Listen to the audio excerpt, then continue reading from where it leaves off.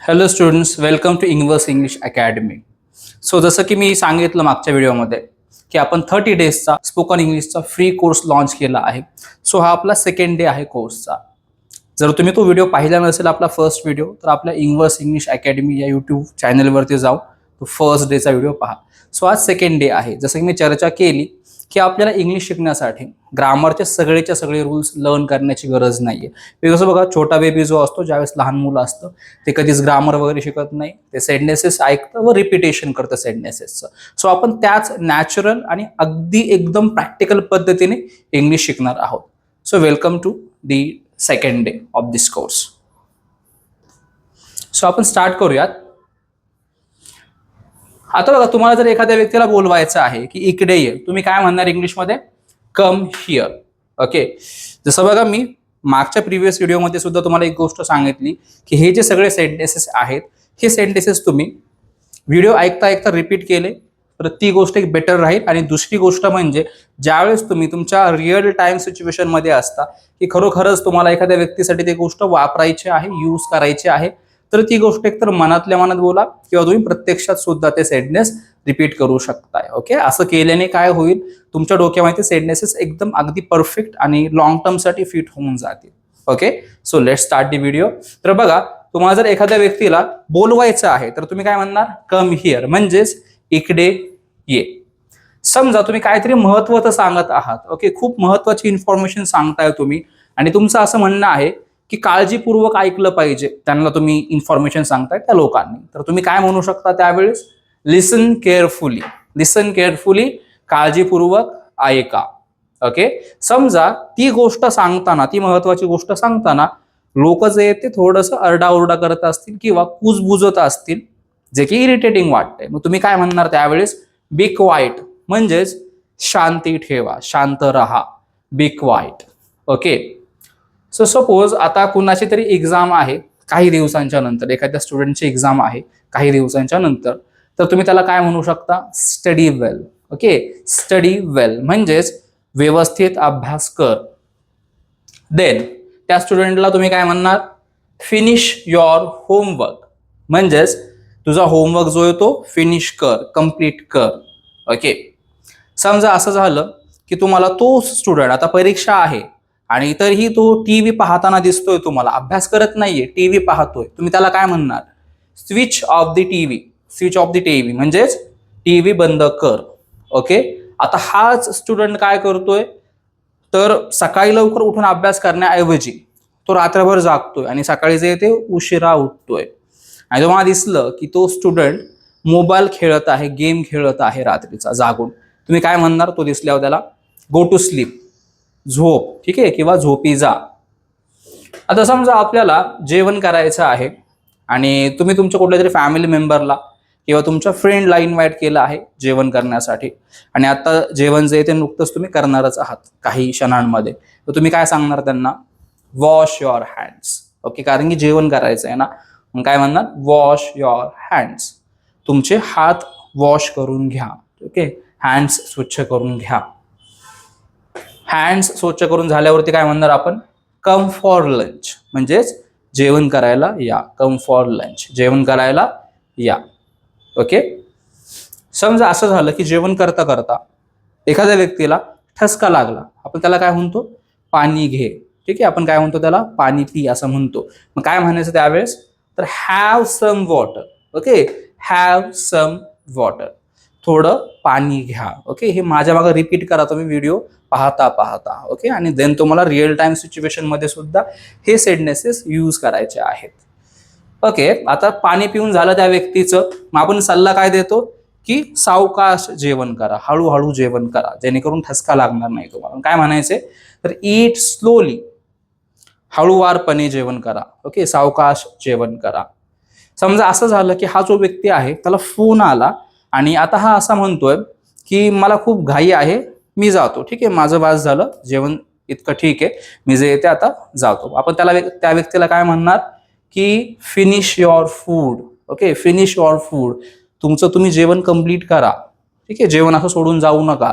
Finish your food, जेवण complete करा. किंवा काय म्हणणार आपण? डोंट वेस्ट फूड, म्हणजेच अन्न वाया घालवू नका. Finish your food. जेवण कंप्लीट करा, जेवण संपवा. Don't waste food. अन्न वाया घालवू नका. समजा असं झालं की एखादा व्यक्ती आहे जो की लाजाळू आहे, तो एखाद्या नवीन ठिकाणी गेला की जेवणच करत नाही जास्त, आणि आपल्याला माहिती आहे की हा त्याच्या घरी तर व्यवस्थित ठीकठाक जेवतो, पण आता इथं आला आहे त्याच्यामुळे लाजून तो अजून जेवण घेत नाहीये. आपण काय म्हणणार त्याला जास्त जेवण ऑफर करण्यासाठी? टेक सम मोर. ओके, टेक सम मोर म्हणजेच अजून थोडं घ्या. ओके, अजून थोडं जेवण घ्या. एखाद्याला आपल्याला विचारायचं आहे की जेवण कसं बनलंय, काय म्हणणार आपण?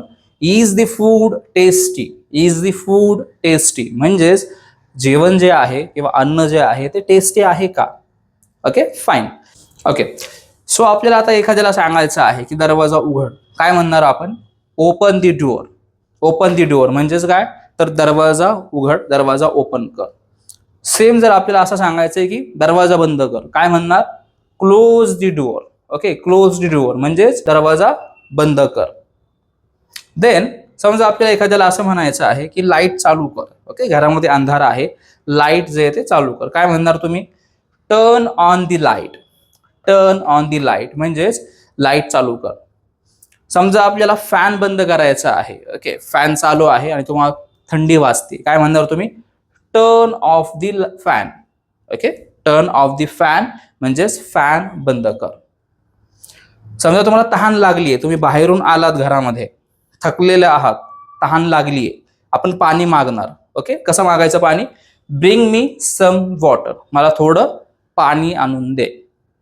ओके, समजा असं झालं की तुम्हाला कुठंतरी जायचं आहे आणि तुमचा फ्रेंड म्हणतोय की तुला जर उशीर होणार असेल तर मी पुढं निघतो, तू मागून ये. पण तुम्ही जे ते 1 मिनिटामध्येच तयार होणार आहात.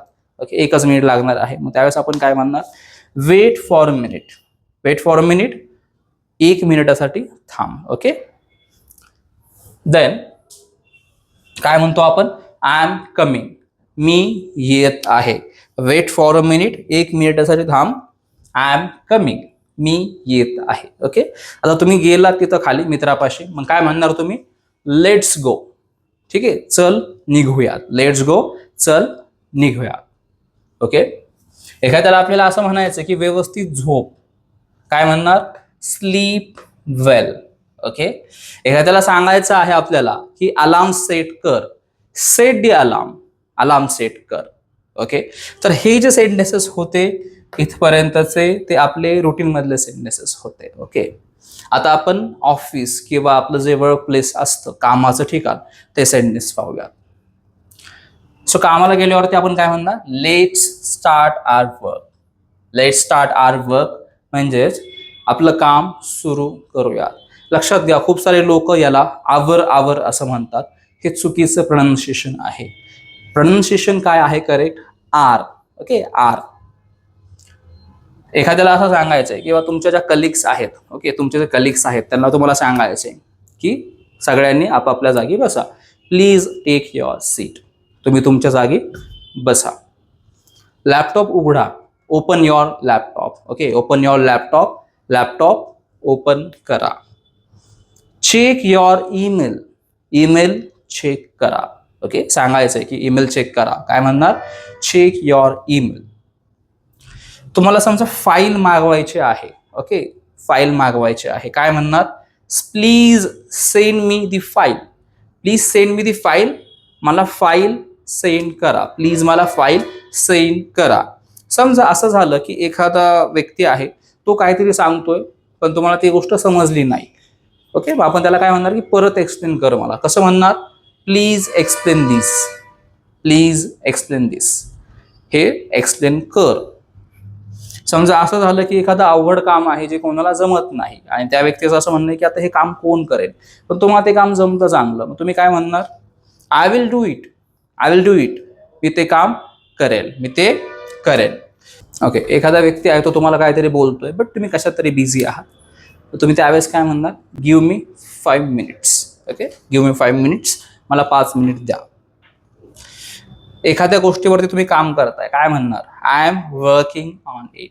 I am working on it. मी त्याच्यावरती काम करत आहे. काम संपलं.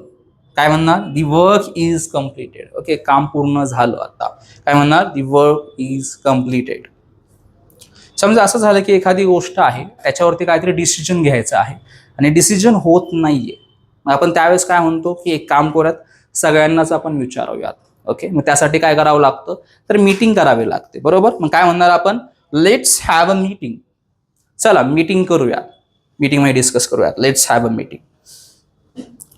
समजा मीटिंगमध्ये एखादा व्यक्ती आहे, तो काहीतरी बोलला पण ते आपल्याला व्यवस्थित ऐकून नाही आलं. आपण काय म्हणणार? कुड यू रिपीट दॅट. म्हणजेच काय? तर तू प्लीज ते रिपीट करू शकतो का? तू रिपीट करू शकशील का? कुड you please repeat that. Okay.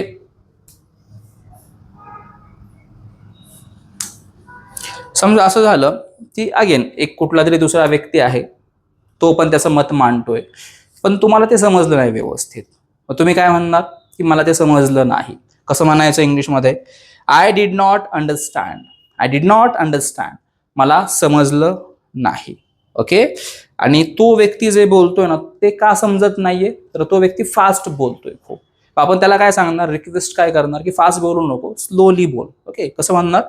Please speak slowly. Slowly बोल, हळुवारपणे बोल. ओके. एखाद्या व्यक्तीचा कॉल आला, मग तुम्ही बिझी आहात, मग तुम्ही त्याला काय म्हणणार? I will call you back. मी थोड्या वेळाने कॉल करेन. ओके. एखाद्या व्यक्तीने आपल्याला खूप मदत केली, मग आपण काय म्हणणार? Thank you for your support. तुमच्या सपोर्टसाठी खूप खूप धन्यवाद. ओके. समजा असं झालं की एखाद्या व्यक्तीला काहीतरी द्यायचं होतं पण थोडा डिले झाला, उशीर झाला, मग आपण काय करणार आहे? माफी मागणार ना उशीर झाल्याबद्दल. कसं म्हणायचं? Sorry for the delay. Sorry for the delay म्हणजेच उशीर झाला त्याबद्दल क्षमस्व. तर इथं काही बोनस सेंटेन्सेस आहेत, हे पण पाहूयात आपण. समजा असं झालं की एखाद्याला काहीतरी कळवायचं आहे पण आपण थोडा वेळ घेणार आहे कळवण्यासाठी. काय म्हणणार आपण? I will update you. ठीक आहे, मी तुला अपडेट करेन, मी तुला सांगेन. ओके. एखादं काम आहे महत्वाचं, ते लवकर संपवायचं आहे, मग आपण काय म्हणणार? Let's finish this work today किंवा लेट्स फिनिश दिस टुडे. हे आजच संपवूयात. एखाद्याला वेट करायला सांगायचं आहे. ठीक आहे, आपलं असं म्हणणं आहे की इथेच थांब. कसं म्हणणार? Please wait here. इथे थांब. ओके. तुम्ही काहीतरी कुणाला तरी मार्गदर्शन करता, एखाद्या रस्त्याचं, एखाद्या रूटचं, तुम्ही काय म्हणणार? Follow me. ठीक आहे, मला फॉलो करा, माझे मागे या. Follow me. एखाद्याला विचारायचं आहे की काय झालं म्हणून. सपोज तो थोडासा नर्वस दिसतोय, सॅड दिसतोय, आपण त्याला विचारणार ना की काय झालं. कसं म्हणणार मग? What happened. काय झालं. फाईन. समजा आता तो व्यक्ती आहे, तो असं उत्तर देतो की काय झालं नाही, सगळं काही ठीक आहे. कसं म्हणणार तो व्यक्ती मग? किंवा आपण कसं म्हणणार तर आपल्याला एखाद्याने ते विचारलं? Everything is fine. Okay, everything is fine. सगळं काही ठीक आहे. समजा असं झालं की एक व्यक्ती आहे, तुमचा फ्रेंड आहे, तो एका लोकेशनला चाललाय, एका ठिकाणी चाललाय आणि सेम त्याच ठिकाणी तुम्ही पण जाणार आहात त्याच टायमामध्ये. तर तुम्ही काय म्हणणार? की सोबत जाऊयात. बरोबर. कसं म्हणायचं इंग्लिशमध्ये? Let's go together. Let's go together. सोबत जाऊयात. ओके.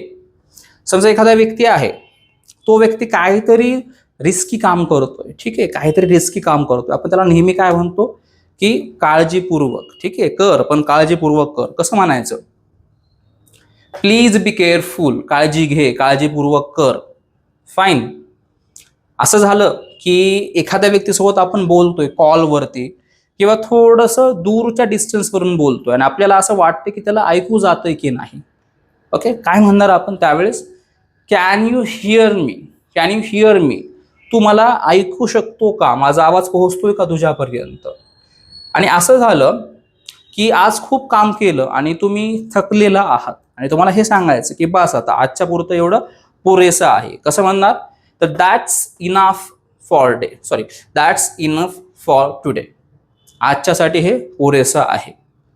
समजा एखाद्याने काहीतरी योग्य गोष्ट सांगितली, एखादी गोष्ट बरोबर सांगितली, कसं म्हणणार आपण? की तू बरोबर सांगितलं.